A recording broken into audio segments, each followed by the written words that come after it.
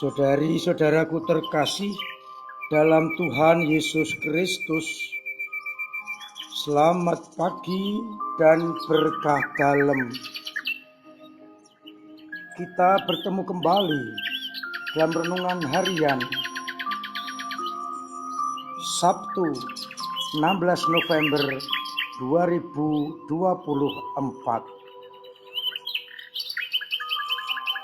Seperti biasa, kita mendasarkan permenungan kita pada bacaan Ekaristi hari ini.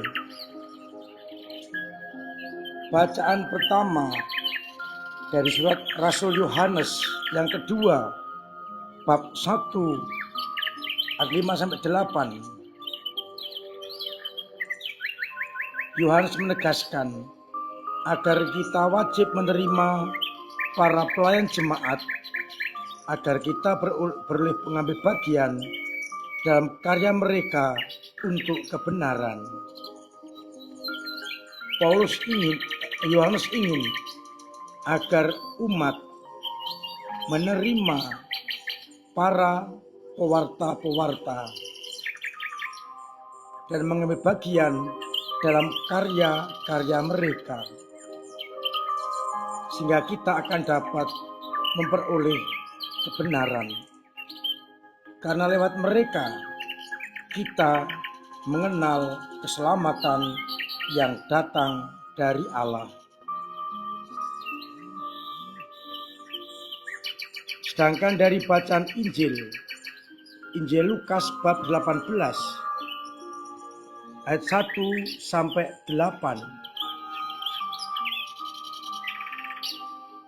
Yesus menyampaikan suatu perumpamaan bagaimana berdoa dengan tidak jemu-jemu. Digambarkan di kota ada hakim yang tidak takut akan Allah dan tidak menghormati siapapun.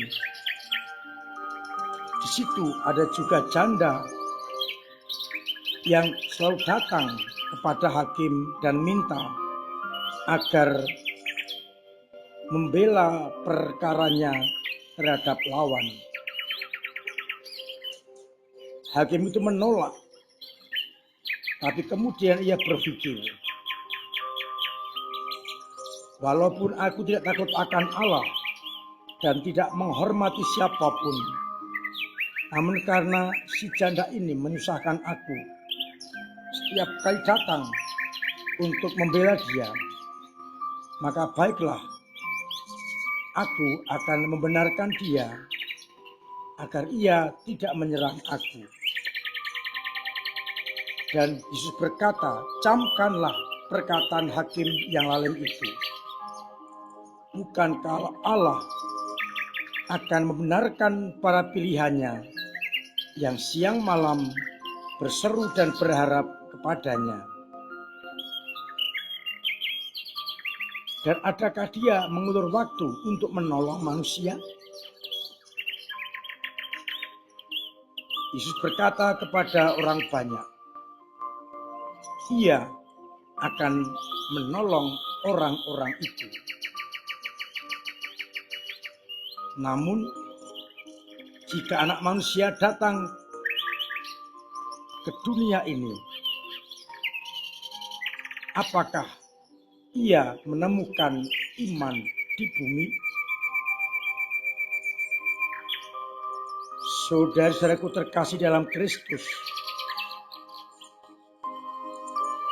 kita mendengar dari bacaan yang pertama agar kita menghormati para pewarta sabda, karena lewat merekalah kita bisa mengenal keselamatan yang datang dari Allah. Para pewarta sabda, para misionaris, orang-orang yang mewartakan kabar gembira, merekalah yang berjaya, yang berjasa untuk menyampaikan keselamatan kepada kita. Maka saya mengajak untuk menerima mereka sekaligus membantu mereka bagi para misionaris yang berkarya untuk mewartakan sabda Allah. Maka kita bersyukur salah satu bagian adalah memberikan dana misi yang sangat berguna untuk mereka. Kalau Paulus meminta agar jemaat menerima dan menghormati mereka yang telah mengajar, yang berkesaksian kepada umat, maka kita sekarang ini bisa menghormati, mendukung para pelayan sabda dengan cara kita masing-masing. Maka saya bersyukur bahwa panjenengan telah ambil bagian dalam karya ini, yakni karya misi. Dari bacaan Injil, kita diajak oleh Yesus agar tidak jemu terus-menerus meminta kepada Bapa. Hanya sayangnya seringkali kita merasa bahwa doa kita tidak dikabulkan dan kita putus asa. Persoalannya adalah bagian terakhir. Kalau anak manusia datang, adakah ia masih menemukan iman di bumi? Seringkali permohonan kita tidak dengan keyakinan iman. Masih ada keraguan-raguan, ketidakpercayaan. Sehingga kita mohon setengah hati. Tidak yakin. Maka kita mencoba melihat selama ini bagaimana aku memohon kepada Allah. Yang kedua, bisa jadi permohonan kita ini keliru dan tidak mendatangkan keselamatan. Permohonan kita bila dikabulkan membahayakan. Maka Allah tidak mengabulkan atau menunda atau mengabulkan lewat cara yang lain dan kita tidak menangkapnya. Kita yakini kalau kita minta kepada Allah dengan iman yang benar, pasti akan dikabulkan. Maka sekarang kita refleksi, selama ini kalau aku minta, apakah dengan iman yang benar, iman yang kuat, iman yang tangguh?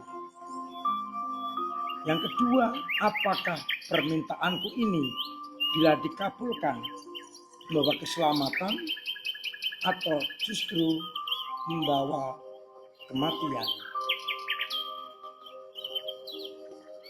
Yang ketiga, apakah aku melihat Allah mengabulkan dalam bentuk yang lain, dengan cara yang lain yang tidak kita mengerti? Semoga kita semakin sadar bahwa Allah akan mengabulkan doa-doa kita kalau kita tidak jemu-jemu berdoa kepadanya. Dan kita yakini cara bagaimana Allah mengabulkan doa kita. Dan semoga kita juga sadar bahwa apa yang kita minta ini sungguh membawa kepada keselamatan dan bukan kebinasaan.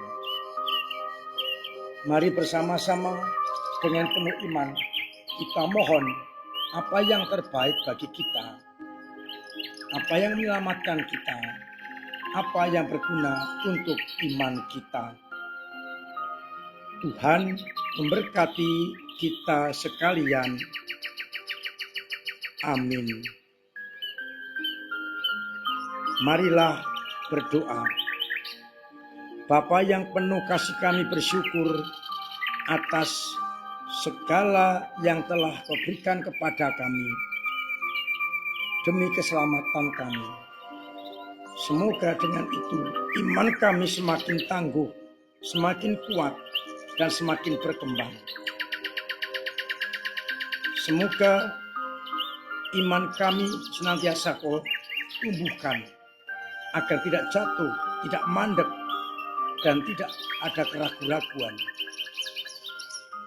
Semoga umat-Mu yang sakit Engkau sembuhkan, yang punya beban Engkau ringankan, yang punya persoalan Engkau bantu untuk mengurainya, yang punya kesulitan ekonomi Engkau bantu lewat sesamanya.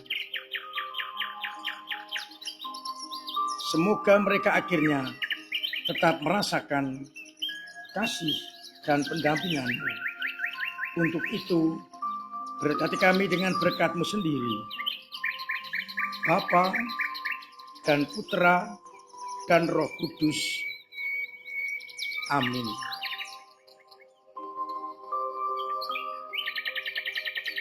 Saudara-saudaraku terkasih, tetap saya ingatkan agar kita terus mengusahakan pola hidup sehat, agar kita tetap sehat.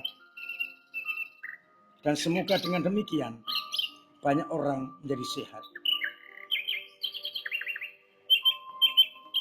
Terima kasih untuk usaha panjenengan dalam melayani gereja lewat doa-doa, karya, tenaga, dan dana serta waktu yang sungguh membantu gereja dalam menghadirkan kerajaan Allah.